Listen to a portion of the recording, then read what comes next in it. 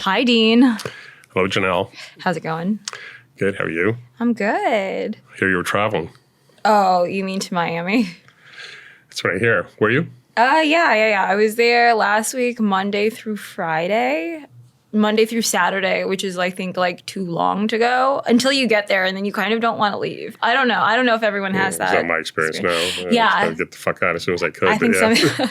I think some people have the opposite experience. I don't know. I thought it was good. I would like some more humidity. I would like a little bit more warmth. Miami, people think LA and Miami would be similar, but it's actually so much warmer there. Oh, well, the humidity is dreadful. I mean, that's why I stopped going, because I couldn't take having to change 3 times a day. Yeah, definitely a shower 3 times a day. Yeah. Yeah. So tell me, what was it like? Oh my God, I don't know where to begin. It's just did you see that Beeple thing on the internet? Well, that seems like a good place to begin, since I think it made media worldwide. Yeah, definitely. It's like every year you go and you try to find out what's going to be the viral sensation of Miami, but then it finds you. You don't actually have to look for it. So if you do not have the internet and you haven't seen it, Beeple's Regular Animals is basically, just imagine me standing in a plexiglass pen full of these little those military robotic dogs. Right. And they all had the faces of either a famous artist, there's Picasso and Warhol and Beeple, or Zuckerberg, Bezos, or Musk. And they were just kind of yapping around. It was like a pen full of little pigs or something, Yeah. But they were constantly taking photos. And then every so often, one would just kind of poop a photograph out of its rear. And I was like, this is my worst nightmare. This is absolutely the most dystopic thing I've ever seen. So I was just I'm chatting with Beeple, and I was just like, oh, you talked to the guy? I talked to the guy. Yeah, he let me come into the pen and everything. And I was just like, there's a lot of ways to interpret this work. And he's like, well, you tell me yours. And I said, this is a dystopic future where all our military surveillance technologies have the faces of tech oligarchs. Yeah. And he turns to me and he goes, well, it's pretty close. And I think he was talking about how artists are no longer the arbiters of what we see or how we see, but it's these algorithms that are being controlled. And then he said, what did he say? He said, once these people figure out artificial general intelligence, then they won't have to follow any laws anymore. And I wanted to be like, are you afraid of that? Yeah. And then we got interrupted or something, but I don't know. He has a lot of fans. Yeah, I'm not one of them. You're not? No. I have to say that I tried to understand it. I looked at it. I thought it was gee, that looks like a cool toy. And if I were a kid, I'd really enjoy that. But robotic dogs with hyper-realistic faces pooping out photos of was okay, fine. So what is it really about? And I kept reading interviews with him, and what he kept saying was that it's really about how we're going to see the world through AI in the future, and these photos, which each photo is customized to the animal that gives the poop birth. Gives the poop birth. There's got to be some better. There's got to be some better way of putting that. But so the Warhol dog poops out a Warholish photo, and somehow none of it made any sense to me. The more I kept trying to put all the pieces together, AI and Warhol and Picasso and tech oligarchs, and it just seemed like one self-indulgent kind of imbecilic mess. But which is basically what I think of his work. But but it's visually arresting because it is an artwork, for better or worse, that it's combining all these different things that are going on in the world, and at least there's some effort to bring the world into the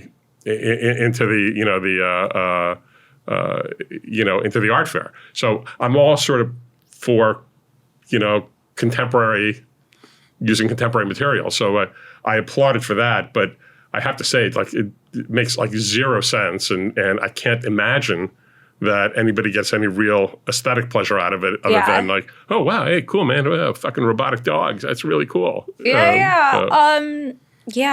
Oh, you said that, I think art is self-indulgent. I think that is the point. I think art is about an expression of self. Like, it comes from who you are. And I think everybody deserves an art that appeals to them. The way that I feel about this Beeple piece is that this is art if you have no art history.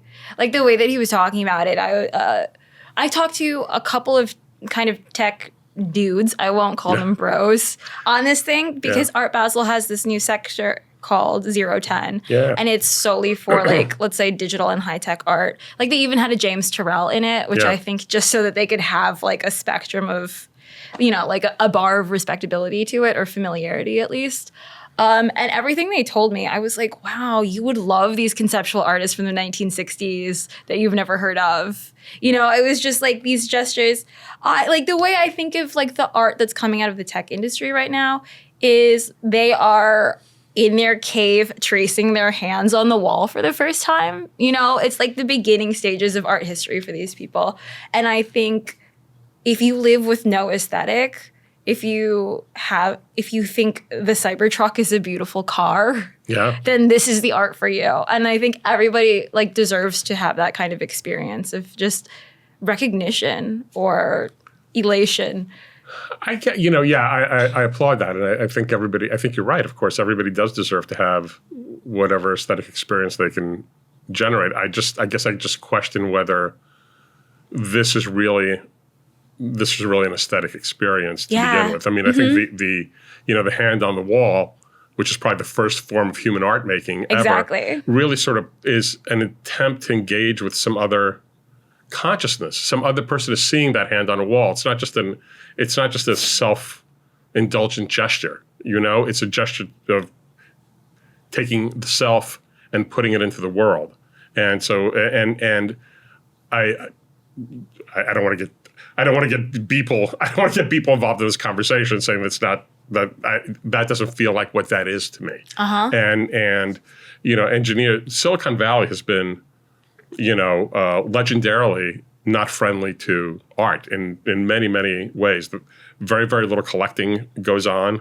All the galleries that try to open up in Silicon Valley found really quickly that despite the fact that these guys had plenty of money, they were really interested in collecting old Macs more than they were interested in collecting, contemporary art. Maybe that's changing, and you're right that it's sort of generational, and over time they're gonna discover art the way other generations have. Hadn't quite happened so far, and because engineers tend not to be, they tend to be a different personality type than your normal art collector, but. I think we can hope that will change. Yeah. My question about, like, this whole thing and, like, this bleeds into the market as well is whether this, like, kind of tech art form is something that we welcome into the art world, or actually just like a divergence in art history where they just do their own thing and it appeals to them and they speak their own aesthetic language. Well, I mean, I think you have to separate a bunch of threads, right? Because technology itself and a lot of these tools that are video, whatever was in this new section, 10, yeah. I'm a great believer that there's going to be a Picasso of those tools as much as there was a Picasso of oil painting. And so I've seen some amazing installations of younger artists who are using, video game technology and digital technology and all sorts of technology to do amazing stuff with it. If there was something at PS1, I can't remember her name. She was a young Korean artist who did this amazing video installation around delivery drivers, which was a combination of apocalyptic, Armageddon-ish video game background against, these poor capitalist victims that were trudging around the streets of Seoul. And it was pretty amazing. So I think it opens up all sorts of new artistic possibilities. So I'm really convinced that it's an amazing thing that's happening. And I think there's going to be really just incredible artists in the next generation that can use these tools fluently in the way that, maybe Renaissance artists use drawing fluently. So I feel really optimistic about that. the sort of larger social impact, I don't know, of billionaires. And I mean, that's sort of a separate issue, and it's a pretty dark issue, you know? Oh, it's very dark. So, yeah, I kind of feel like I could see the end from there. Like, while I was sitting in this Beeple thing, I was like, this is how it's going to end. I just like...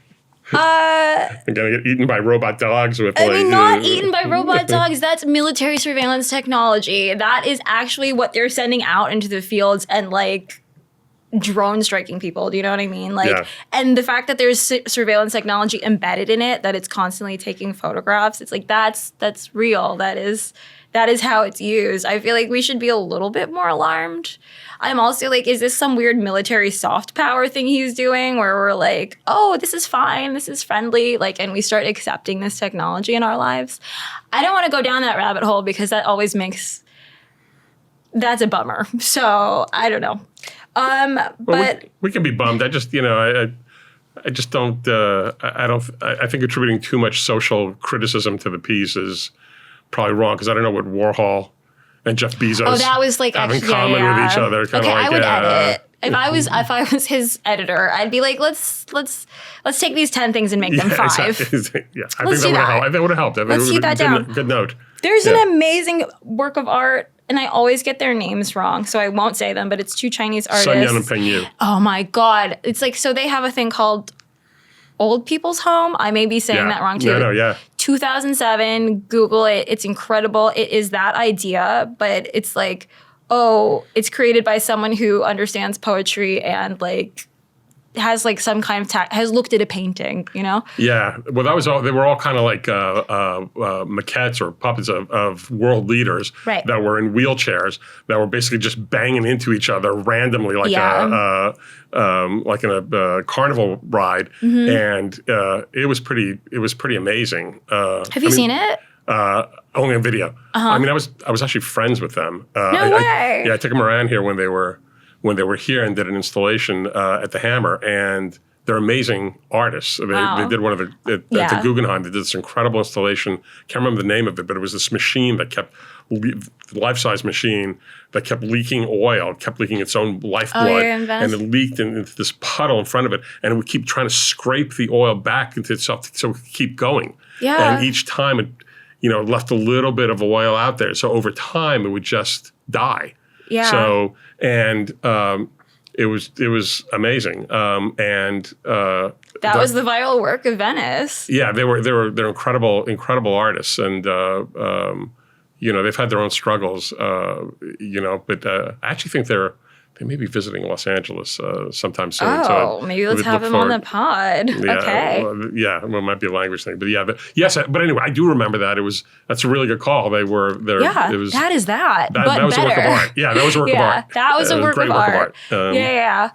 I think we talk about this where it's like, is something not a work of art or just a bad work of art? But I'm willing to let it be indecisive. Yeah, you know what? We don't need like answers. Yeah. I have to say that might be the work of the year. Yeah. So what was good in Venice? I mean, what was good in Miami? Yeah. Gosh. Okay. So let's talk about the market a little bit. I mean, I would say like I was walking around, I was like, there's a lot of abstract expressionism here and works on paper. I would say like to sum it all up, it's like, oh, a Helen Frankenthaler on paper, it checks all the boxes. It's like, because it's on paper, it's a little bit more affordable. Yeah. Prestige, quality, beauty, all of these, household name, all of these things is kind of like what the market is leaning to now. It's very risk averse.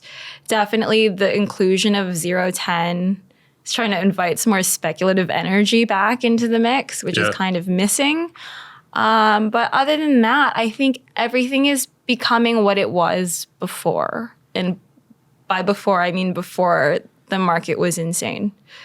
Where it's like everybody here cares. There's not that many. There's a lot less filler art. There's a lot less like young, like 30-year-old kind of empty painting. Yeah. I would say that that's going away. And it felt better. Like, it's not what it was. Miami is definitely changing and figuring out who it is. Well, it feels like the art world itself. I mean, Yes, exactly.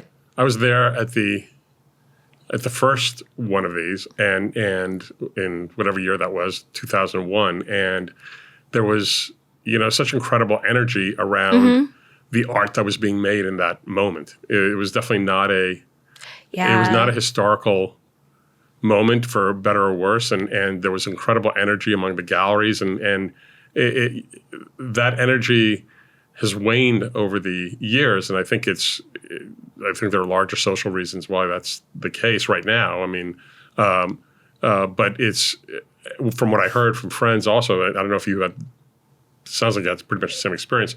It's that, it was good. There was a lot of purchases, a lot of buying. There were very few American collectors, from what I heard on the ground, that there were a lot of some European and others, but that there was no real artistic energy is what I kept. Yeah. That the art itself there wasn't a lot of art that excited people that was new. Yeah. I guess is the better way of putting it. And that I'm always about, that's what excites me, is sort of because I was a journalist and what's new, what's happening in the world, what are people doing? And, that's what I love Frankenthaler, and all these things are great, but I just as soon see those in museums. I'm not that interested in going to an art fair to see them. So, I don't know. I know exactly what you're saying, and I feel like what that's telling us is that there is a lack of faith in the present day and in the future. The fact that the Pantone color of the year is white, the discourse around it is a little crazy. I feel like I would not read that as a harbinger of white supremacy, which is happening on the internet right now. You really chose white in these times? The way that I see that Pantone color is that we are in this weird blank space of uncertainty. Like, we don't know what's happening tomorrow.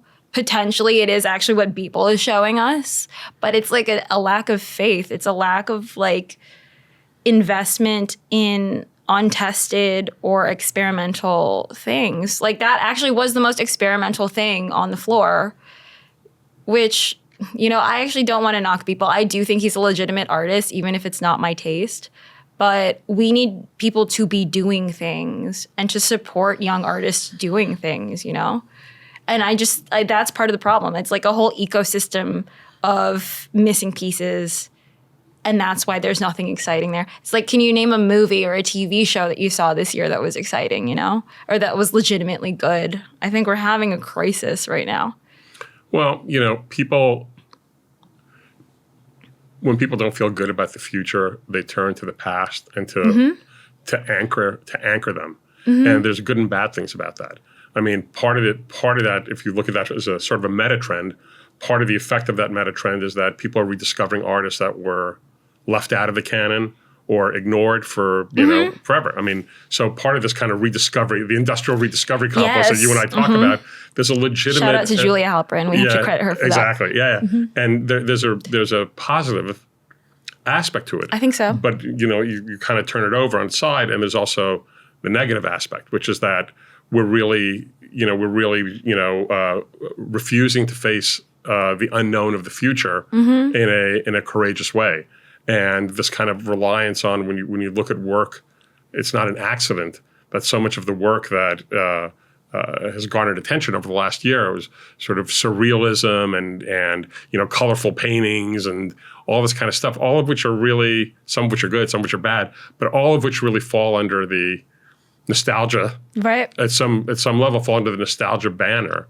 And it would be really, really nice for conditions to change, and we can talk at some point about what needs to change, but for conditions to change, to allow some of that to allow artists to have the courage to be rewarded for it, and to have a market for it, so to explore what's coming and what's going to happen, as opposed to simply talking to the market and to the market's demands and to what was. Right. I feel like we are experiencing consequences of the last decade of maybe letting the market and market interests kind of speak too much.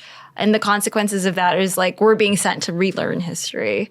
And I think there's a lot of positive things to that, because truly life is just cyclical. Like everything that's happened in the past or everything that's happening now has already happened in the past, and human beings have learned how to come out of it and, you know, rediscover innovation. And I think that's totally possible. What's so funny, okay, and this is my last Miami story, is that I was in the Sholkoff Gallery booth and I saw a painting on the wall and I was like, and I posted it on Instagram and I was like, what do you think, how old do you think this artist is and what year do you think this was painted? And everyone was like, oh, this person's like 22 years old and this was made in 2025. And the answer was 1951 and it was Thomas Hart Benton, and it kind of looked like Piper Bangs. I don't know if you know. I know Piper Bangs. Yeah, you know Piper Bangs. And I was saying that to the gallerist, and he was like, that's because they're all referencing the same thing that happened before them. Right. And then it's just like, that's how human history works, and you hopefully do it better the next time. Well, you know, you want it to work a little bit better, I think. You know, you got to remember these histories, otherwise they send you back to relearn them. I mean, you know, I just remember that there was a sense, and again, I'm probably just old and tired by now, but I do remember the sense of excitement throughout the early part of my collecting career, where you'd walk into a gallery, and I'm really talking about exclusively emerging artists here, you know, and you'd see something that was completely new and original, and you hadn't seen it before, and it didn't look like anything that was, you know, even when you went to look at old catalogs and at old museum shows and everything else, there wasn't stuff like it before. And I very seldom get that now, and I think you're right. I think it's the influence of the market, because the rewards are really for imitating what people want. Right.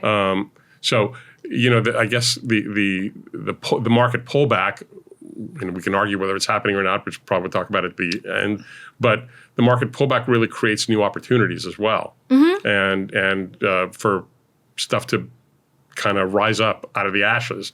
And I'm hoping that we'll see some of that. I don't think it'll be I don't think it'll be soon. And I don't think it'll be soon either. Yeah. We should talk about that with our guest. Today, we're talking with Frances Stark, who's an old friend and an artist emblematic of LA's conceptual tradition. She inherits the Baldessari and Mike Kelly lineage of text, image, and theory, and she works across drawing, writing, and digital culture. The boundary between her art and her life are almost completely porous.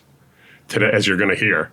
Today, we're digging into how LA shaped her radical transparency and why the everyday messiness most of us try to hide becomes, in her hands, the real material of art. So welcome, Frances. Thank you Hi, so Frances. much. Yeah. Thank you. So you were listening. So you were dying to say something. You were listening as Janelle and I were yakking along. Now's your chance. Well, what you said about the summary that you made of the Beeple piece was so pertinent to where we are today.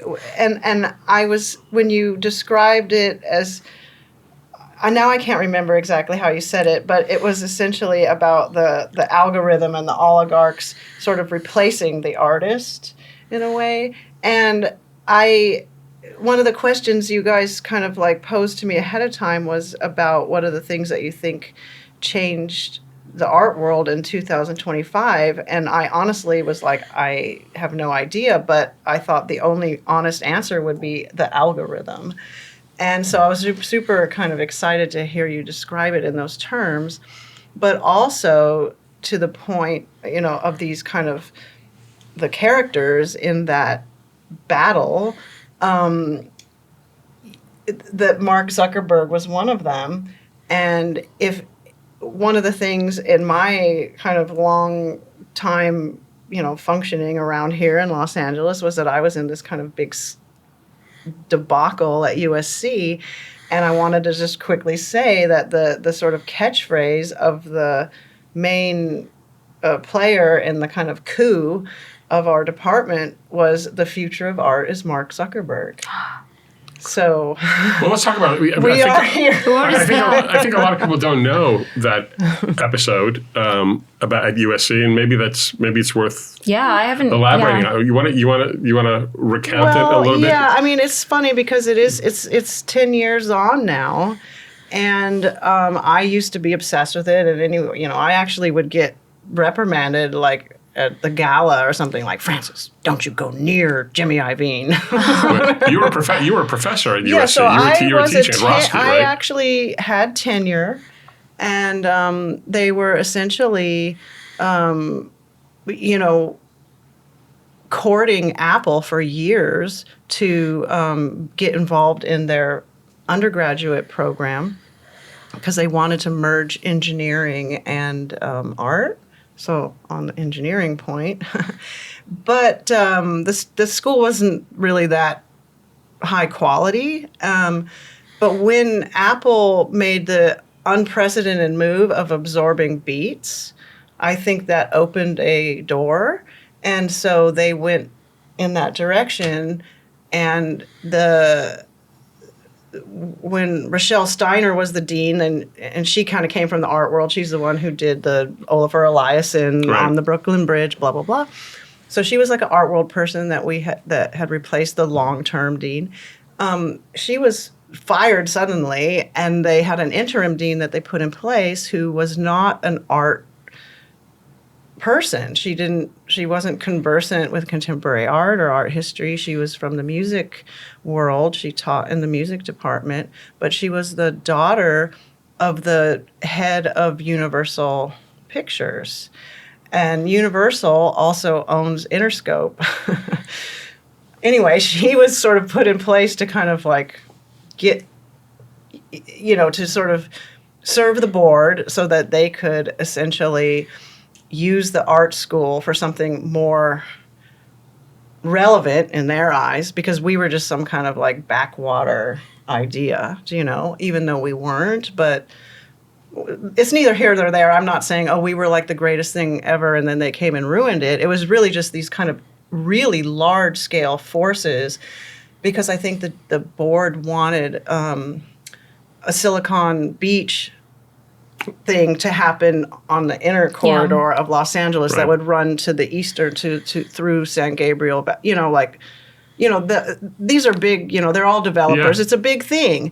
Okay, so everyone who was essentially they were working behind closed doors to get $70 million from Dr. Dre and Jimmy Iovine, and they had made all that money from the Apple deal, right? And so we were not privy to any of this information. We were just, as a faculty, we had a fantastic faculty. We were one of the top graduate schools in the country. We competed with the best schools. We always got our top picks. We were really, a contender, whatever. We were doing something right. And, but we were involved in what's called a self-study in the school. And so in this process, we felt like there's something going on. It's a battle. They're like trying to destroy us. Oh, whatever, la, la, la. Yeah. Long story short, the interim dean ends up becoming the regular dean. And her kind of catchphrase was, the future of art is Mark Zuckerberg. And we were like, that is the most preposterous BS I have ever heard. And she was, there was a lot of other issues about dismantling the kind of funding structure, la, la, la. But essentially what happened was, like, the tenured faculty, I resigned. Sharon Lockhart went to CalArts. Charlie White went to Carnegie. A.L. Steiner went to Columbia and Yale. We went to... I didn't go anywhere. I'm post-institutional for 10 years now. Congratulations. But the long and short, and then the graduate students who would have gone to their second year to finish, they dropped out in protest. So it was a very big deal, and it was essentially about a kind of other industry trying to take over this little... whatever, the real estate within the university. And all of the discussion around it in the LA Times or in art, we did some roundtables and art forum, and it was, people talked about it, but the focus was on art schools, art students, and I'm like, this is like a Roger Rabbit situation.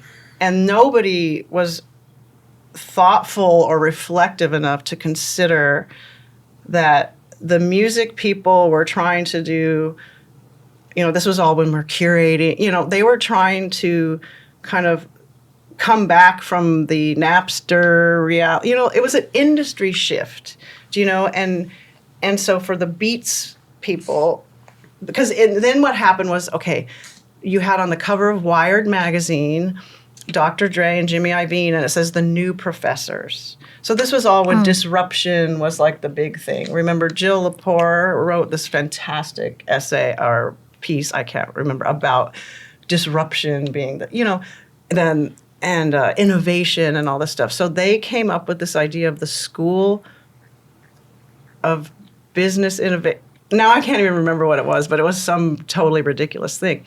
And all of it was essentially just a kind of PR fantasy, because they made the announcement at, what's that, Lucas Ranch, or what's that like thing up north by the beach? Something, like they made the announcement there. It was kind of aimed to that tech stuff, right? And none of the faculty, if they had Charlie White and me sitting down with Jimmy Iovine and talking about how do you want to do this, that's one thing. But it was a secret, and they just wanted the $70 million. So that changed the landscape dramatically, right? Well, USC never really recovered. I mean, as an art school, it's kind of over. But sorry, Janelle, do you want to? Well, no, I was just thinking like, everything sounds exactly like. We just need new revenue streams. Like, we'll adopt any industry that will like sponsor us and like kind of bend to it. Like, and now, I mean, we're looking at Art Basel and, the tech industry, or like the Art Basel in Qatar, Yeah, because in a sense, I'm really glad that you started with that, and that piece was so, whether it's a kind of great art or not great art, the dystopian kind of confrontation of this military, reality, this military spending, the military obsession, the kind of like the panopticon of the social media, how art basically got like off, whatever, like art went from like things you directly, communicate to your community to like being it being like required to function on on Instagram, so our whole culture that we know each other from when you came into Mark Fox and we talked about W's for Veriter and got really deep and we connected and you were interested, like this kind of face-to-face and specific audience has been completely eliminated, and now you basically advertise, or our culture is documented or whatever through essentially a military industrial contractor, disguised as a kind of friendly, like social, like this is like utopian connectedness or something. Well, you were an early herald of that. I mean, my best thing, which was you can describe it. I mean, I don't know that I can do it justice, but it's really it's a bunch of avatars voicing. Well, you'll do it better than I, but it was in 2011. It was 2011, predates OnlyFans. It does. But and what it was essentially, there was a website called, the film. It's a film, a video. I was invited to participate in the Venice Biennale, and I'm a kind of very, very low budget artist. I always have been. It's kind of not as a kind of flag I fly about being cheap, but just about being direct. And that's also maybe like an arte povera kind of a thing. So I thought I would like to I used a platform that was free. Actually, Michael Stipe was one of the people who funded that. It was called Extra Normal. So I used a free platform, and I had made it around the time of the USC stuff, which was, it went on for a couple of years before it really broke. And that was a very stressful time. And I think to unstress myself, I was doing this weird thing that my students showed me, this website called Chatroulette. Oh, yeah. And so one of the things about, and I remember being like, this is the most remarkable tool. I've never seen anything like it, as, you know, the voyeuristic kind of novelty of it was outrageously fascinating. And so we were all sitting around in the USC, like, the kitchen at USC grad school. And one of my students was showing it. We were all gathered around, and I tried to get you get in the camera, you look really ugly. And I'm not going to lie, I was like, it's too fascinating. But when they see my ugly face, they just click it and they leave me. And so I literally just went home and like put my top up and showed my tits, and just not my face, just so I could look. Mm-hmm. It was my ticket in to just see what was going on. And what I immediately discovered was that it was, this was the joke. Like, it was just dick, dick, dick, dick, dick, you know.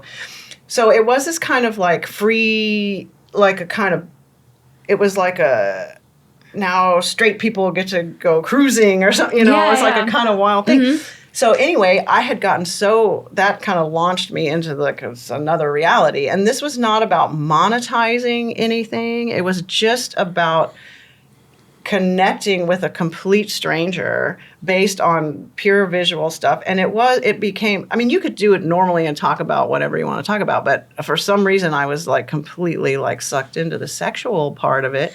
And I had been doing that to relieve my stress from the USC nightmare that I was living through. Yeah, thank God for the USC nightmare. Right? So then I had, what I found was that in my performative, I was always in my studio. I had two little studios next to each other. So my studio manager would be in the other room and I would be private. So I would be in there doing this thing.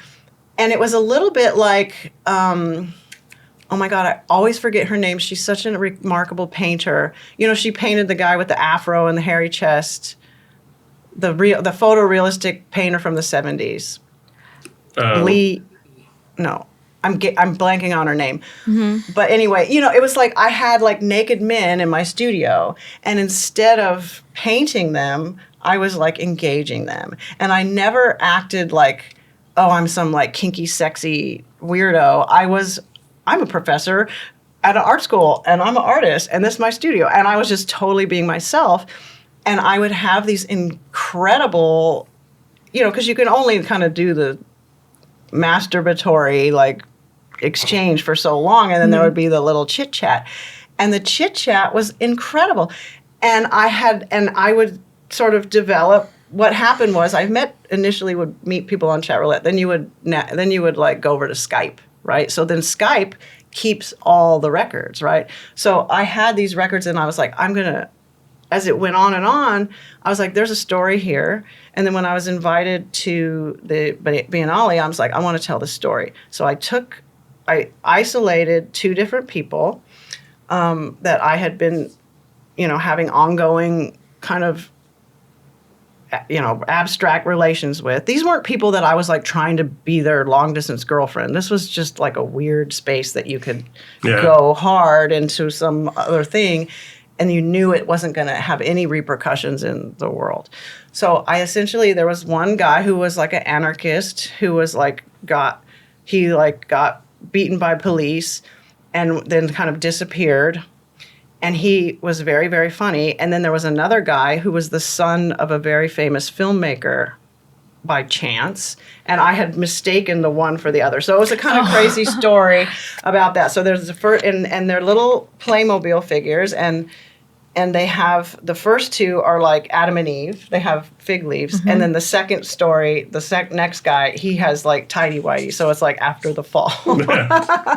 So essentially, I made a feature-length film with robot voices, with Italian accents, and they had that. I didn't. And then, and it it was an engaging story, and I did it because I knew at the Biennale you have like 900 million artists, and everyone's competing for your attention. So I decided, even though this is feature length, I'll do it in episodes.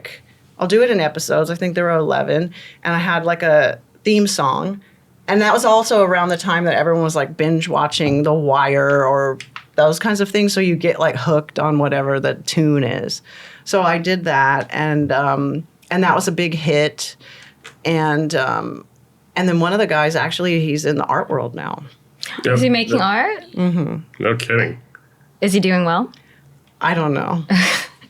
So maybe not. But, anyway, I could go on and on about that. But the point I think that you were initially saying had to do with kind of being an early adopter of some of that stuff. And I think that I want to make it really clear, because OnlyFans is about normal people who wouldn't typically participate in like monetizing their body, but doing it anyway because it's normalized. None of my stuff was monetized. And that was the thing about Chatroulette. Chatroulette as a website couldn't go anywhere because they couldn't get rid of the dick. And I thought that was the most interesting thing, because, the kind of like common sort of orthodox opinion is that like, oh, dick bad, men terrible. And it's like, actually, this might be the one thing that makes it difficult to monetize anything and to create another kind of space. So I was very, very fascinated by the kind of how a horny man, you can't wrangle that. You can't monetize it. They couldn't control it. It's like, we can't do anything with this incredible technology because we can't get rid of the horny guy. And I thought that was actually really something else. And so I'm like a kind of heretical female in the art world, because I don't buy into these kinds of scapegoating or kind of like dismissal. I'm very, very interested in that power that is kind of pushing up against this like endless exploitation or extraction of everything. Because now the new announcement, I forgot what the name of the company was the other day, we're like, we're going to monetize difference of opinion. Oh. I forgot what it was, but it was a kind of going around Twitter or X. Yeah. But anyway, that's a lot. I have a lot to say about all of this. I mean, I think we have a lot to scoop out of that. I'm just like trying to make notes and like keep up like my reactions. I mean, what we're really talking about here is like the monetization of art without compromising your art. And I think that's just being human, because I think that, I just curated a show at LACMA that was with the Rifkind collection, and that's all about, these are artists kind of confronting, mutilated, Otto Dix featured very prominently because Otto Dix is like one of the most amazing artists. Yeah. Absolutely. I'm going to cry if I think about how amazing he is. And I didn't do it about chronology or art historically, but I did it essentially about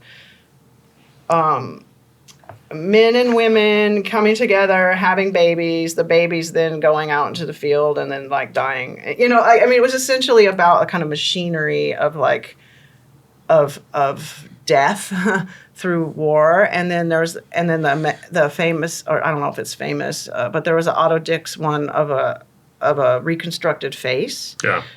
Which is essentially where Dada kind of comes from, So I think that the role of the artist as a kind of witness or someone who gives testimony, I don't know what the right, who observes humanity through their humanity, that's what we leave in the world.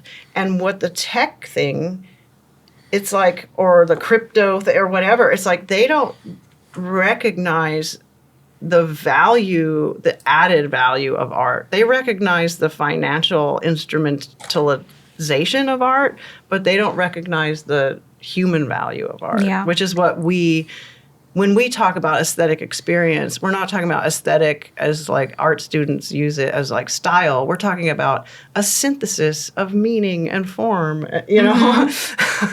So the tech thing, like what you were initially talking about when you were discussing that, they are not. It kind of reminded me of when like the rappers got into Basel. Oh yeah. Do you know when that was also this is like a rap thing? They're still there, but they just don't hang out with art people. But you know where it's like, oh, this is cool now, or it's like, oh yeah, we're into Margiela now, or whatever. You know, like this kind of. Now we understand deconstructionism, whatever. Like 20 years later, so there's a. You know, we have a nostalgia and a reverence maybe for what the avant-garde actually is or was, but I don't think avant-garde as a social, cultural, human thing has any relevance or place for the avant-garde of technology or technocracy or technopoly. I don't know what word you want to use, but I don't think that avant-garde maybe value system is transferable. Right. Well, I think maybe even, I've thought about it, I think maybe even deeper in a way because the technology is fundamentally about rationalism and the rational brain. And it's organized, I mean, the sort of the left brain, right brain dichotomy. It's a very right brain kind of thing. And the engineers who do it are have very developed right brains, whereas art moves fundamentally in a metaphoric way. It doesn't mean any particular one thing. It means a concentric ring of things that can't be grasped, probably can't be put into. Finally, at the end of the day, there probably isn't an algorithm that creates metaphor. Yeah, but it's the humanness that we want art because it's the magical form that takes consciousness of someone who's deep in the ground or have been like cremated or whatever. That brain is not on Earth, but we get that brain through what they give us. Absolutely. And we believe in that. As art people or whatever, we believe in that. I don't think that the AI, they're like playing God. And I think God is the capacity for me to be able to access, whoever it is Emily Dickinson's thoughts. That's God to me. Like this kind of magical. I forgot what there's a book that Mark Leckey told me about, the artist Mark Leckey, called Technosis, and it really breaks down this whole kind of magical technology of language and stuff. And so I think that they don't get off on art. They, you know what I mean? They get off on control or power or something else. But art is maybe, and this is where maybe Warhol, because you were like, oh, where does he fit in? But I was thinking about this. I was like, because I was in the Carnegie, a long time ago, and I remember, every hotel, it was like Warhol, like our, patron saint of, and it was all about like the biggest contribution was how he made business front and center in art. Oh, yeah. And so that I think maybe was his. Yeah. When you were describing that kind of like, look, whatever. I think that's capitalism in art. That's what it is. That's what he's doing. And we have a lot of figures like that today. Like, we all agree Jeff Koons is an artist, right? We all agree Murakami is an artist. Yeah. But their medium is capitalism. They talk about it. Like, they were the first people. I don't know if they were the first people, but they were definitely like selling things as part of the game. Right. I think, so like when we talk about the way, like where's the room for tech in art? I think it is there. I think that like technology is like the way that you made the things that you're talking about, It's just the problem is the monetization of it, where they will not monetize your work if it doesn't satisfy. And I don't know who they is. I don't really know who's controlling the art world right now, I think present company excluded, a lot of collectors have like really kind of denatured what we can do.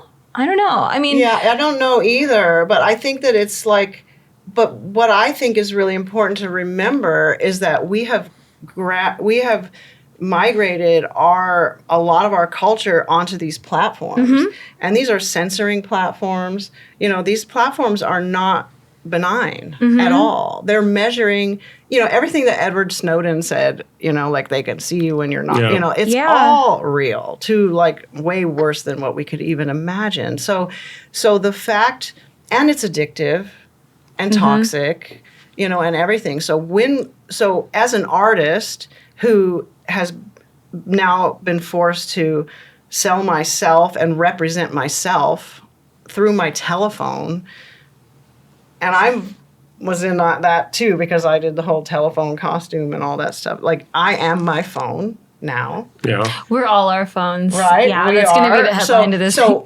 we not only... This is where our art is happening, because you guys were talking about what's the viral work, what's the viral. The viral is only viral because of that technology. Oh, agreed. I want to get to one particular thing with you, but I would just say on an optimistic note about technology, there's a lot of people who've really been writing recently about it's gone under various names, but there's a guy named Ted Gioia who's a really good writer, as a jazz critic, who sort of calls it the new romanticism, which I think is really a generational reaction to digital life. Wait, what's the new romanticism as a response? Exactly. Okay, yeah. And in music and in writing and in a lot of different areas, and I think you can see it in a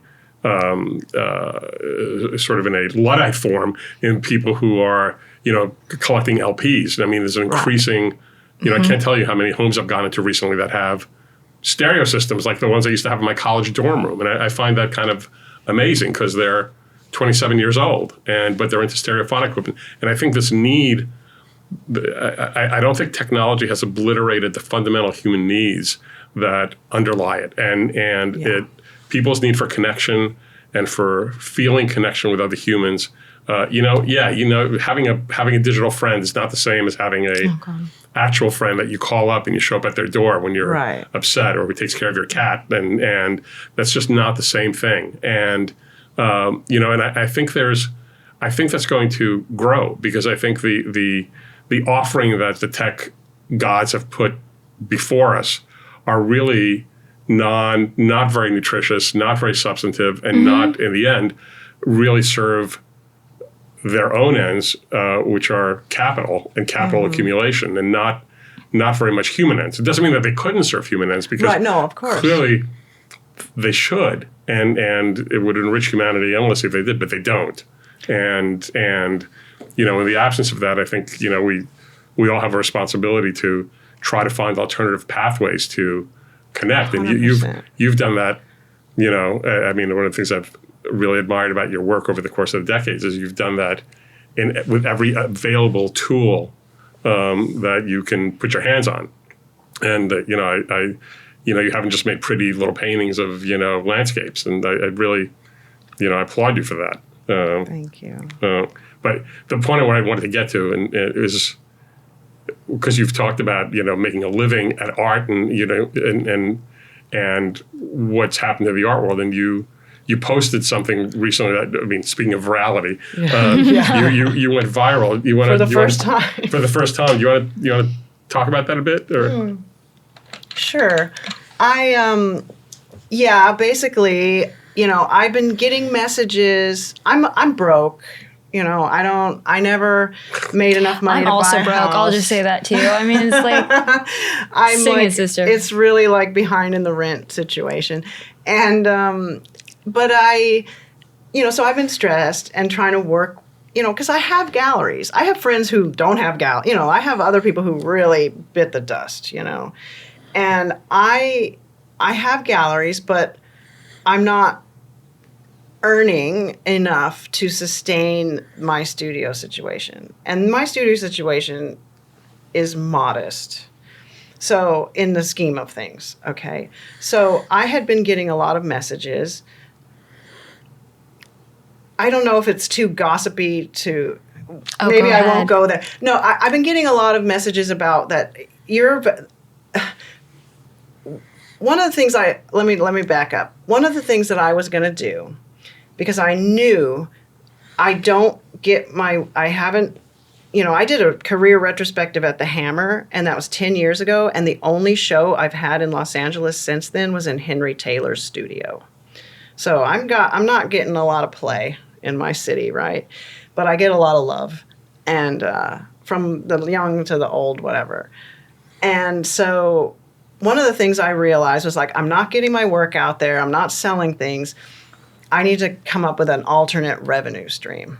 So based on it, I was kind of inspired by the musical artist, Ian Svenonius, who comes from punk rock kind of history. He's so funny and so brilliant. And he had written this, I actually used one of his essays that I put in the Whitney. I had done a piece that was a whole chapter of Ian Svenonius that was called Censorship Now. So it was essentially about the bottom line was censor the state. Anyway, Ian is a fantastic writer, and that's a whole other story. But my point was that then he wrote this essay called Me Incorporated, The Rise of Corporate Man, or Instagram and the Rise of Corporate Man. And in this essay, it begins with, okay, Citizens United, was started on such and such a day. And at what Citizens United did was it turned corporations into people. Okay. It's like 2010. Something like that. I don't remember exact date. And then he said, but 9 months later, as if it was a baby, Instagram was born. And what did Instagram do? It turned people into corporations. So this is a platform where now it's the ultimate sort of neoliberal principle. It's you. You're going to be your PR person. You're going to make the stuff. You're going to promote it. You're going to be the broadcaster. Like all of a sudden, the onus of everything came onto the individual through this platform. And so I was like, yeah, I don't really like that. I mean, I give 50% to my galleries, but then I'm living a life in the last 10 years where it's like, get out there, post. You got to be present. You got to be relevant. You got to put yourself out there. Just did it. And it's like, well, what? And then hope that a collector happens to scroll past or something. So anyway, Me Inc., I wanted to do an alternate revenue stream as a kind of, to make merch. And it was partly an embrace of the reality, both as a kind of criticism and as a desperate attempt to just go along. And now I forgot where we were because that was such a long lead up. But can you just quickly... You went viral. Oh, right. Okay, yeah. So that's the thing about where you are you're going to post this right now. That's where you are in the kind of in where we are in the scheme of things. That there's this kind of principle that I'm supposed to do this thing. So I was trying. I had this young kid who's my son's friend, and we were like, okay. He's like, you have like millions of dollars of inventory. You have all millions of dollars. Like it's like $2 million if you count all the paintings and all the galleries and what you have in your studio. And let's see if we can't, bundle that up and package that and get either, some kind of investor money behind it or maybe even a loan. Okay, well, no loan. No, you can't even get that for Rothkos, right? So I didn't know that or whatever. But for the other part, what I essentially was learning was like, hey, Francis, those numbers, meaningless. Fucking meaningless numbers. Your art in the storage, maybe it'll be worth something when it goes back on the market.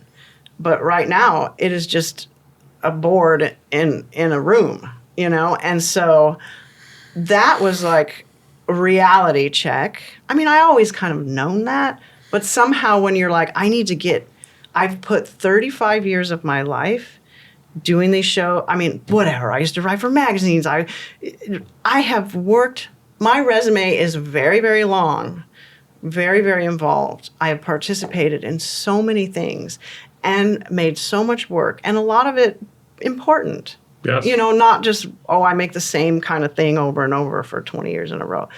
So I was like 35 years in this field. And now I literally can't pay the rent, and my inventory is worthless until it's not, which you never know why or why not. And I just felt like I was terrified, and I got a little drunk, which I tend to do. Yeah. Like a lot of people were like, yeah. blah, blah, blah, blah. I got a little drunk, and I just was having I actually was having a good night. And then on the 7th beer, it went to the dark side. And I just was in bed. I had a red light on me for red light therapy. And so it was like kind of a dramatic, and I was like, fuck you. And I said 35 years of my life, and I end up with nothing. Okay, hyperbolic, true. And then a friend called me and was like, Francis, you got to take that down. I was like, what? And I didn't take it down. And by the morning, it was on fire, and Simkowitz had reposted it. He was like, this is one of the most respected artists in LA, and this is the art world in a nutshell. Yeah. And it went insane. And the thing that was good about it was I sold some of my merch. It's not totally merch. It's not totally merch. I did make a perfume and design a perfume bottle, so that's not merch. It's it's its own project. But it got attention. But the other thing but then once it wouldn't stop. That's why I took it down. I'll put it back up so we can show it. Yeah, why would you just sent it to us. No, they took it down because, I took it down because it was starting to it was like, I don't need to be reaching these people. I already have 17,000. Now I got now I'm at 19,000 followers or something. But I had, for a long time, I had 17-ish thousand followers. And I would get 20 likes, maybe 100, 200 eyeballs. And it's like, you can't call someone on Instagram and say, what's going on? Can you spread my, well, you're not doing it at the right time of day, or you didn't do the photography is not good enough. It's like, I have these followers, let my followers see my stuff. So it was as soon as I went negative, they cranked it to 11, and it went, and partly it was because it resonated, but I think they cranked it to 11, and that makes me mad. And now, and I had to write it. It was write it for a couple of days. And I tried to engage, and I went, live, but I'm not a content creator. I'm an artist, I tried to write it, and then I kind of backed off because it was okay, I got to get my life together because this is crazy. And now I'm back to the minuscule engagement, and it's kind of wow, I just got raped by Instagram. I got a lot out of it because that's why we're here, which I am really grateful for. So I think, and I think that when you freak out and say, I want to die, people respond and they're like, you're so valuable, we love you. And I totally appreciate that. But the algorithm is the thing, because it ended up being you're stupid and you're... Yeah, did you get a lot of just... What the hell were you expecting becoming an artist? No, they're well, it's not as if every step of the way they were telling you would never make it. I was like, dude, I'm on the cover of 5 art magazines over 10 years. Get the fuck out. You don't know shit. It's I did make it. I was successful. But I'm not a market success. And one of the reasons I'm not a market success is because I don't ever go to auction or whatever. I think it's because the market sucks. I think it's because the market sucks. But it's been before even that, because I've never been. I've been a slow riser, which is great. I love it. I'm so grateful. I'm not complaining. I never got showered with money to go buy a house. I'm from poor white people. I'm not I don't have any background and money, I have no concept of how to financially navigate reality. But so I'm, and then I posted Led Zeppelin song, nobody's fault but mine. I take a lot of responsibility for struggling, but I think that people responded because there's so many people in that boat where they feel like it's just either it's being taken away or, I don't know. I don't know what it is, to be honest, what these forces are or why the market is so insane or but I had collectors call me from New York, and they were like, "Oh, Frances, we want you to know we love you, and we haven't bought anything in so long, and maybe we'll buy something." Like people, I got a lot of support from it. So, but it's because people want someone to be vulnerable. I know a lot of because a lot of artists were like, "That's bad luck. Don't do that. Bad luck, bad luck." And anytime I am personal, say something vulnerable, they're like, "You shouldn't do that. You should only post your art. Don't post, And so there's this thing where people can't just be artists. They have to be careful. They have to be strategic, and so the social media component of it is like, it's not really social media like it was before it was Meta. It's just a marketing platform, and that's also like heroin or something. Yeah. Do you know? Yeah. I don't know. It's like a weird. This is something a conversation I had last week. I went to an artist lunch, and there was like a range of artists of all ages, but they were all pretty successful. But the young successful ones were like insane.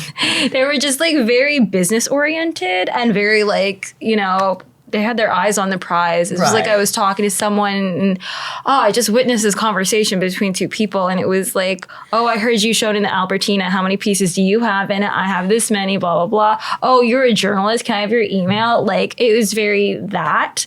And the age of like messy artists or like being authentically yourself at all times, I feel like is over. Like, I feel like in history, it was like, I don't know, you'd look at a table, you could tell who the artist was because it was like the sloppiest person, Right, and I just feel like that's not celebrated anymore. You're supposed to be like a business person. Yeah, or you're aspiring to this other way of living because at a certain point then I remember one of my art dealers was like, "Oh yeah, now all the artists are like flying jets to Basel." Yeah. It's like they're sort of emulating the collector class, and it's like, Dean, you are like the first art collector I feel like I ever met.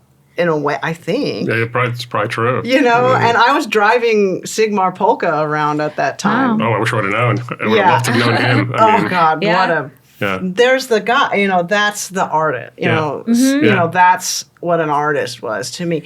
And so, I think that the kind of aspiring... Because I used to I've joked about this a lot to different people, but it's like, oh, Mark Fox took me to Barney's and then I would spend like a huge portion of my rent on some comme des garçons thing. It's like, I did not need to do that. Yeah. But it's like you get turned out like a hooker a little bit, and it's like, I don't know. There's some of that that's fine and fun or whatever. But in the end, when it's like, my models were literary.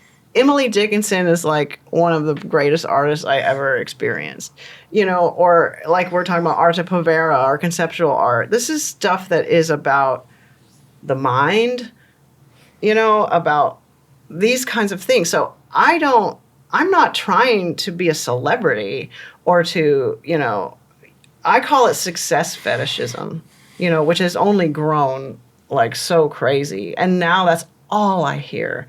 And I'm just sick of hearing it. It's like, "Frances, the art world's not dead. The market's not dead. They sold all this. Look at that person. They sold. And it's just like, I care about art. And my thing is like, I'm not blaming anybody, but it would be cool if I could survive as an artist. But I had someone tell me, and I'm not going to say who, but an important person in relation to an artist, say, just get rid of everything and just use a desk. And I'm like, okay, 30 years of materials and flat files, and you want me to get rid of everything? That's how much faith you have in this? I don't know. I'm not ready to get rid of everything. I have a lot of ideas. I have a lot of stuff in progress. My assistant, can't pay him, but he still helps me. I want to keep making things. But it's not just that the market is all bad. It's that eggs cost $10 a dozen. You know what I mean? Yeah. But that's why I think you've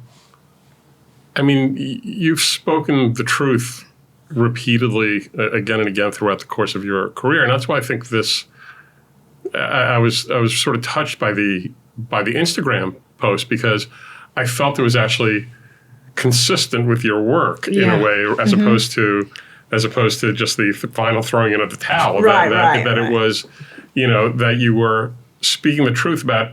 I mean, yeah, because the art world looks like, you go through Instagram or you flip open an art magazine, whatever few of them are left, and you see these pictures of, this collector's home, and there's two sort of smug idiots standing in front of their, most recent acquisition, and and it all just looks like fabulous, and Basel's fabulous because people are buying work again, and oh my God, we had this terrible blip for a moment, but it's all gone, and we're all good now. And the reality, of course, is in the art world is different. That there's thousands of working artists who are in a situation very much like yours, which is. And you're unusual because you've had an incredible career. I mean, you've had museum shows, you have galleries. I mean, there's tons of people who haven't had that or who don't have access to that, who can't make it. And they in turn are part of a larger social stratum of tens or hundreds of millions of people who are having a hard time making a go of life because eggs are $10 and they're on that precarious point too, and they've worked their whole lives, being taxi drivers or being, grocery store managers or whatever they've done, and they're sitting here and they have nothing. They're $700 away from bankruptcy, and I think your post resonated because it speaks truth. It spoke truthfully about a real condition, and I would just say, why not do more? Because I mean, I know sort of engaging with the technological enemies is a fraud, but I think the world needs your voice, and I appreciate. I think we need more truth. I think we need more real. I feel like there's just so much fake, like so much keeping up appearances. Yeah, I think. Yeah, and I think it's like if you're not. I think when you're keeping up, because I was thinking, okay, maybe this is just like a Gen X thing, or this is like I'm at a certain age and I've seen it all and I'm not trying to chase the thing, because it's like whatever. I don't really care about celebrities. I don't care about having money. I just want to be comfortable where I am and not be crazy, from how everything. Yeah. But I think that, now I lost my train of thought. Shoot, what did you just... what did I just say? It just sounds like you're not asking for that much. Oh, truth. Yeah, you're talking about truth. Yeah. Oh, because what I was going to say is that then if you're in terms of why not just the art world but the world in general is so, it feels extreme. Like we are literally, like we're in fifth generation warfare or whatever. It's like we're watching war, but we are also being waged. There's a war being waged on consciousness, on humans. There's human extraction to the max, whatever. And so there's a lot of pain there. And so I feel like the people who are younger, they're not ready to let go of the dream of becoming something. Yeah. So they don't want to let go of the illusion. And I feel like after COVID, things are insane. Like I'm thinking like, how do I move into the future for humanity? I don't care about the art world. Like how do we stay human in the face of this kind of psychological warfare? All our budget goes to like how do we stay human really? And what does that look like? And I feel like frustrated because I wish I had more skills. I wish I could go be something else because, I would, be a homemaker, find a husband or something. I wish I could do something besides just art. I know I will keep always doing art, but I would like to not be attached to the illusion because will there even be museums? That's how crazy I feel. Because when we were coming up, me and my, cohort or whatever, we just had this idea like, oh, art history moves along and now it's these people, and now it's these people, and in the future you're the version of that. Like it's always just going to be there. Well, it doesn't look like that to me. Do you know? I It think doesn't that's look gone. like that at all. I So think it's why are we dying. going to still hold on to this kind of like art historical kind of like ramp that's always like, going up? It just, to me, it feels like, look, people don't read, people don't understand, like things are getting freakier and freakier. The Dark Ages were a really long time. But this is what I'll say. It's like the point is that like art is the point. Art is the answer. If you're asking like what's the point, it's like art is supposed to show you that. Art is supposed to like, materialize something out of the darkness or out of nothing. Right. I just think about like the art market and art are like not the same thing. Of course. No, Like, exactly. yeah, if you take the market away, who's going to be left? And that's like the real fucking artist, the people who cannot do anything else. Right. Yeah, because if you rely, because I was thinking when I first saw the Beeple thing, I was like, oh, I wonder how much that cost. Right, $100K each, and there were 10 of them, or maybe 20. And then I asked the guy, I was like, hey, how much are you asking for these? And he's like, they're all sold out, but we will do custom ones. And I was like, okay, can I have your card? And he showed me his QR code.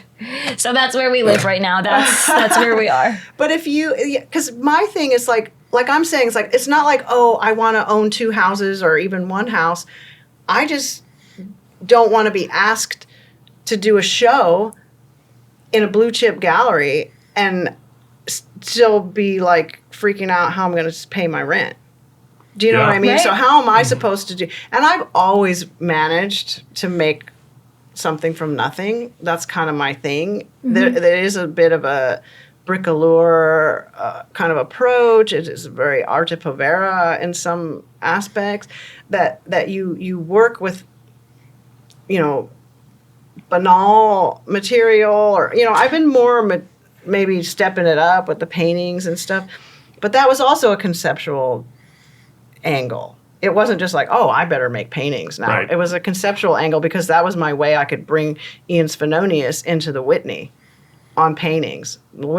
Paintings are great because I could have just Xeroxed that goddamn thing, but I made them paintings. And even Jeremy Gilbert Rolfe said they were good paintings. All right. But, I don't know. I think the art, like you're saying, because one of the things that came up in the post was the kind of like received idea of like the artist doesn't get, valued until they're dead, and artists are supposed to be poor and la la la la la.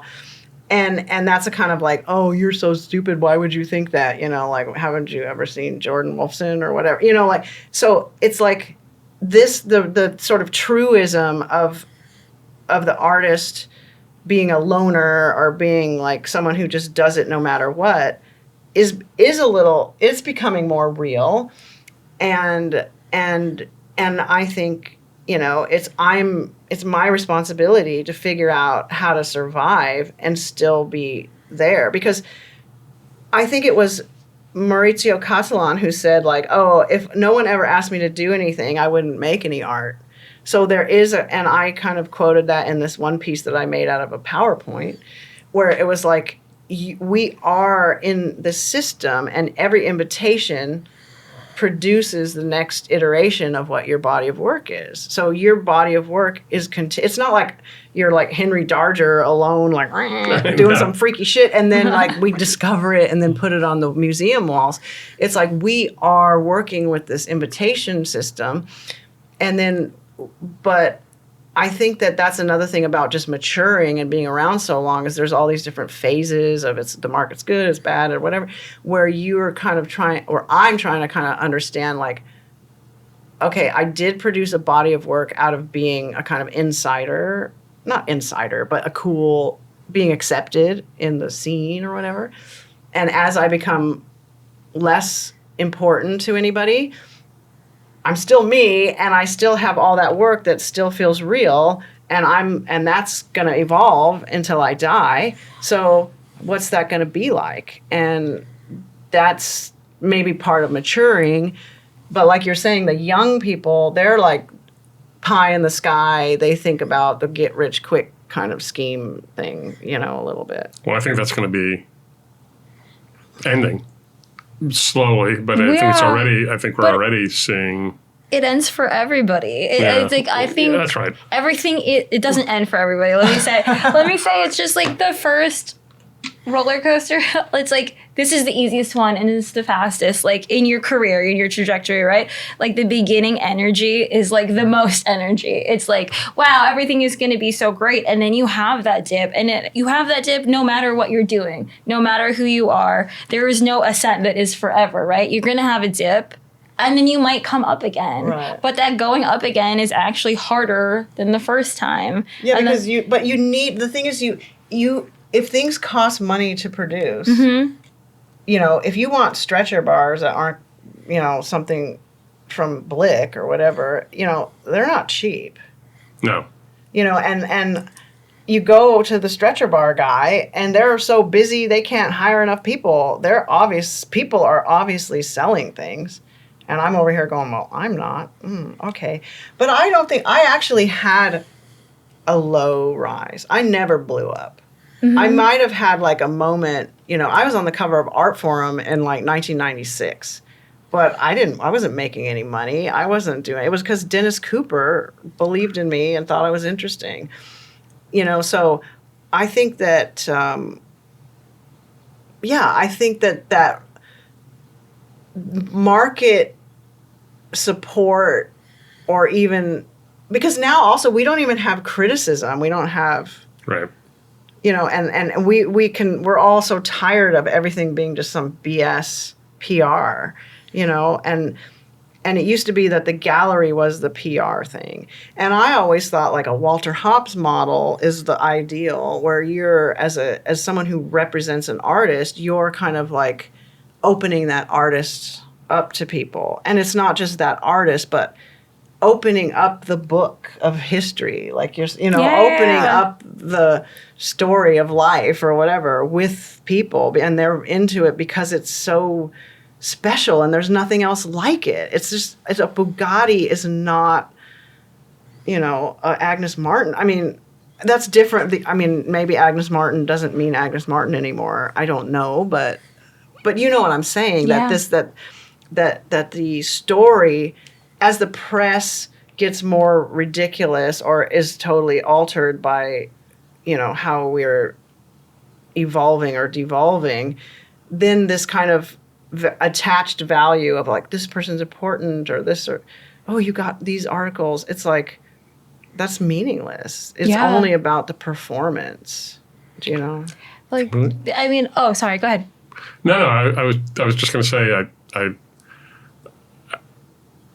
I'm optimistic that there will be other pathways, and I think there always are. I mean, the Roman Empire ended, and it was the Dark Ages, but there were monasteries that preserved culture, and there was Islamic culture that created math, and it's these are the dark shroud that's falling over a lot of things in our lives. I think has some, will have some tears in it, and I really do feel that, and I mean I have to feel that because it would kill me to think that my son, who's 24, and my daughter, who's 26, that they would, have no options, or that their only option is this kind of, horrible, rat wheel of success, corporate success, or whatever the hell that means, and. Even if that exists anymore, it's like feudalism. Yeah. But exactly. Yeah, I mean, we have, because that brings up another thing, I think, in terms of when we talk about art world, it brings up family. And it's like, look, I wouldn't be here if my ancestors didn't do what they did. Mm-hmm. And I feel like, as someone who was the first person in my family to attend maybe some people went to classes at City College, but I'm the only person to graduate from college, the first person to graduate from college, and definitely the first person to go to graduate school. And one of the elements of our kind of college-obsessed culture is that we leave our family behind. We especially if they're not super stable, so they're not like in touch or support, we kind of like move away as if the family is like an embarrassment, or as if the family is like, oh, well, you don't know anything. I'm going where the real people are. Hey, I went to Peter Norton's house. Oh my God, whatever. Like I'm going where the people who are really affect the world are. And there's a this is real. I mean, it's painful to admit, but there's an element of social climbing that happens when people go to art school, Yeah, sure. And so, but what I'm finding as a post-institutional person is like, wow, the family is kind of a remarkable institution. Yeah. That I wish I had put a little more effort into sustaining that, because that's what we're gonna need, or what we're gonna have to rely on. This is where you eat, this is what you need to make sure, because we might be too old or sick or whatever to rip the to like forge the path for our kids. Completely. And I have a son. He's like 1 year younger than yours, and I want the world to be something for him. And my thing was like, I thought if he could, I don't have capital, but I have cultural capital. And so my understanding was that if I could give my cultural capital to Arlo, then, and he can somehow build off that, that's all I have. I don't have money. I don't have real estate. I don't have like advice about money, but I have that. And that's where that kind of desperation and like, fuck you came from. Cause it was like, you know what? Your cultural capital is worthless. Yeah. It's worthless. Like, and that's scary. But it's not. Yeah. Well, it's worth maybe, but it doesn't, I don't know how I'm supposed to pay. I don't know how I'm supposed to I'm going to have to create a company out of one person with no employees to like, I mean, come on. I mean, maybe I do have a show next year. Oh, let's talk about your show with next Gladstone, year. But I need to work it out with them, like how they can like keep me afloat to make it, So it's not just. I mean, the money's obviously important, and we all want to leave our children well. But cultural capital is not financial, and I'm sure Arlo, at some point when you're gone, is going to be looking at your paintings and be incredibly proud. Well, yeah. And that's cultural capital. And because I know children whose parents are artists, and they put their paintings up all over the walls, and that's what they live with. Yeah, well, they already got your kids already got, my kid already got, being around artists, being around people of different ages, being around people who think deeply. He's already been rewarded. Yes. By being there. But I'm just talking about trying to build, getting old. Friends, the collectors I talk to, they're like, well, Frances, we're on the horizon. Like, gonna die. We're not that old, but you never know. What I, as an individual, can do is maybe I have a lot of maybe false responsibility or something, thinking that I have to figure out a new way. I have to figure out a new way for him that's going to be outside of the system, that we got to figure out a new path, that we have to somehow contribute to what the future looks like rather than continue to play the game, And I don't feel, when you can't pay the rent, like literally I'm late, it's stressful. Oh yeah. You know what I mean? And I'm not trying to be like, it's not that. I'm just saying, I mean, my rent is high because I have a lot of stuff, but what we want for our children is, I mean, their values will change and experience will change, but we just want to stay human, because the robot thing is real. They're here. They're here. And that's what that thing, it's in your face. And these kind of like all powerful oligarchs, whether they're, whether I can't, I don't think Elon Musk is some kind of genius who changed the world. He's just a military contractor who's at the head of the thing, Right. And what we don't want is we don't want the world to end, and we're playing with that. We don't want a nuclear holocaust, which is still an absolute fact that it is a possibility. We don't want to think about it, but that's a possibility. And we don't want, our freedom of speech gone. We don't we don't want everything we can eat to be poisoned. We don't want to be poisoned. Things are really scary. It's not just like, oh, art isn't cool anymore. No, there's other battles that need to be There's a lot of battles. That need to be fought. I think they're all related. Yeah, and They it's are? like, I feel like if I could change, if I could change past, maybe I would like go on some other like battle. But because I've spent so much time in art, I'm trying to figure out how can I speak to what I see. And there's a piece that I did, and it was originally a little booklet, and I made it into like a drawing or whatever, but it's a phrase, and it just kind of grows more and more interesting as time goes on, and it's trapped in the VIP. And I feel in a way that artists are trapped in the VIP. Some by choice, maybe some not so much. And that's kind of what we're talking about. That's the title of this episode. We're trapped in the VIP.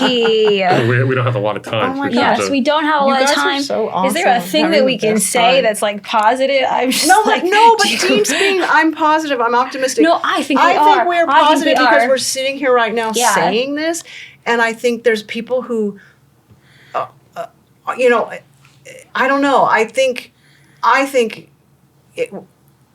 if you believe that the human spirit is magnificent and we're not just sacks of meat, that's positive enough. The sun is still shining. I know Bill Gates literally wants to block the sun out, but it is still shining. And it is, to me, I'm like a sun worshiper type of person, So I think that the positive thing is that we are alive and that we can speak and that if we stay away from this like hyper mediated version of what so-called reality is, that is like obviously punishing truth tellers or creating like this sort of situation where it's like, this is the truth, the twain shall meet, this kind of hyper divisive sort of, because it feels like sometimes maybe we aren't mourning like the decline or we're going to the dark ages. It might just be like, oh, the United States is just biting the dust. It's true. And there are so many other places in the world, It doesn't have to be game over everywhere for everyone. Yeah, I want to say positive things about the Dark Ages, like good things. I feel like what we're talking about, like we have like 15 minutes-ish, like soft time. Oh, really? Oh, my God. Okay. Seems like... Oh, yeah. We could just keep going on. My favorite thing, like I didn't even see this work. I heard about it. It is Marina Abramovich. Have you heard this? That she has this thing called the Balkan epic erotic. I'm getting this wrong, but it's like 4 hours long, and it's basically just kind of like the way that it's like darkness. It's a play it's not a play. It's like theater opera, but you're walking around and everything's happening simultaneously. And it's like performances that are happening for 4 hours. And they're all these like based in Balkan folklore, and it's so dark, and it's so about screaming into the void, and it's so about embracing death. It's like Balkan mourning rituals where women are screaming and like making love to skeletons, and like there's like a phallic forest and stuff. And I'm like, this is art of like right now. We want things to be visceral and like honest and not fake. I just feel like we've been living in this thing of like Pretty Little Paintings, right? Yeah, like merchandise kind of, or like, this is generating wealth. This is generating, like a heightened, like a climbing a ladder of lifestyle. But these other, like death, I mean, it's so, like Yeah, because I guess maybe because we have detached irony, or this is funny, or that we're not really thinking about death. But I always thought that the Campbell soup can was about like a poor person alone, a pensioner, and wow, that's how I thought. I mean, I know it was also the replicated thing, but it was also like I always thought, yeah. I mean, I always thought that all of Warhol was fundamentally about death. I mean, that's why I never. Whether he was, I mean, I guess he was conscious of it, but it's really about an ugly, deformed Balkan child who can't look at himself in the mirror, is pockmarked, and looks at the rest of the world and sees these beautiful things through the glass, and all he can think of is his own decay, mortality, exclusion. That's the core of Warhol. The core of Warhol is suffering. Mm-hmm. And it's in a form, the Marilyn is a religious icon that you put up, but my nanny that took care of me when I was like a little baby boy in Romania, she was Romanian Orthodox, and she had those icons on the wall, and I remember her looking at them, and when I saw Marilyn, it's the first thing that jumped into my brain is that, and I think that's why I think a lot of people really misunderstand Warhol, and yes, he was basically a close ally to capitalism and commodification, but he was also, whether consciously or not, he lifted up the veil of commodification and showed the death and horror underneath, and and loneliness. Yeah, the and I think loneliness. I think that's right. No, but that kind of stuff for a kind of like mediated culture. Because it is just like they don't want to think about death or getting freaky, or you don't even have pores. I mean, no aging. Everything is, it's like I remember being in the museum with my son and then seeing these young people come and standing in front of the Warhol, and the guy was telling the girl like why it was so important, and it was really about the money.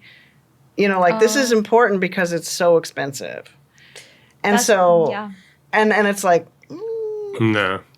But we do have that, and because we don't teach art as an aesthetic experience, as something that has to do with the human mind, we teach it about style, and that people aren't even, they don't want the death and the sadness. Do you know? They don't want They don't know that. They need it. Right, but then maybe it's also because when you see your father pass to the other side, and you see like, oh my God, that hard drive. He had so much stuff in his mind. He was like a encyclopedia, wasn't more than an encyclopedia. He was incredibly like knowledgeable about everything. And it just, when it's like, it's gone. When you see death in your, there, then I think you have something happens. It's an important rite of passage to then understand what life is, and I think that our culture is not death. We hide death. We send our parents to the place or whatever, we're not really dealing with the decay and the loss and the kind of also the beauty, because when my dad, I mean, sorry to get like morbid or whatever, but this is what made, when my dad was dying, he was like trying to like, he was doing this thing where he was like reaching on the like, we were in the house and he had the bed with the thing, and he was like reaching on it like he was trying to get up and get out, and he kept doing it, and me and my sister were like, waves. There were these waves. And it got slower and slower. And it was so beautiful. Yeah. And it's like, we're all going to die. That's just the game. I mean, there's no way out of that. And that is what Emily Dickinson was so beautifully on point about, was like, immortality, mortality, like these things are important. And we don't have a kind of sacred reverence for those things. If you bring up some religious thing to someone in the art world, they're like, oh, gross. That's so stupid. That's the origin of everything. I know. That's where it is. That's the very first art. That's why we did it. Because we were seeking something that was not transcendent. Right. Exactly. They forgot the point. Well, I hate it so much. And to bring it back in a way to where we started the conversation, I mean, a large part of what this whole technological optimism is really about overcoming death. I mean, a lot of these guys, if you read, if you read a lot of this stuff and nauseating as most of it is, like Mark Andreessen and stuff like that, a lot of it is, they're completely convinced that within their lifetime, there's going to be a cure for death as though it's a disease, and that they're going to find a way to, and it's all about immortality. Elon Musk is, it's going to be Mars, and we're all going to, and we're going to put our brains into a robot, and that'll live forever and stuff like that. It's so much of technology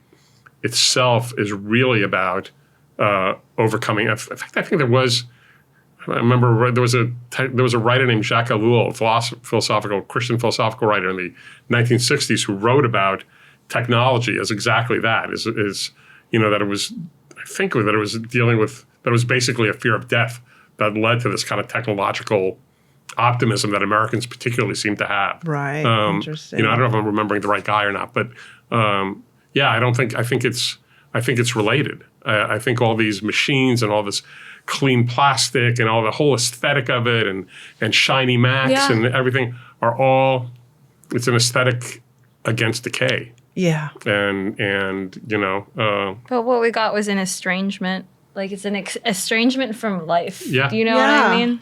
Yep. Let's bring this energy into 2026. I feel like, so overall, I think the conclusion we came to is death is okay. We got to look at it sometimes. We got to check in with, like, life and death, because we've been going too long without it, I think. And that I think things will be good because they are bad.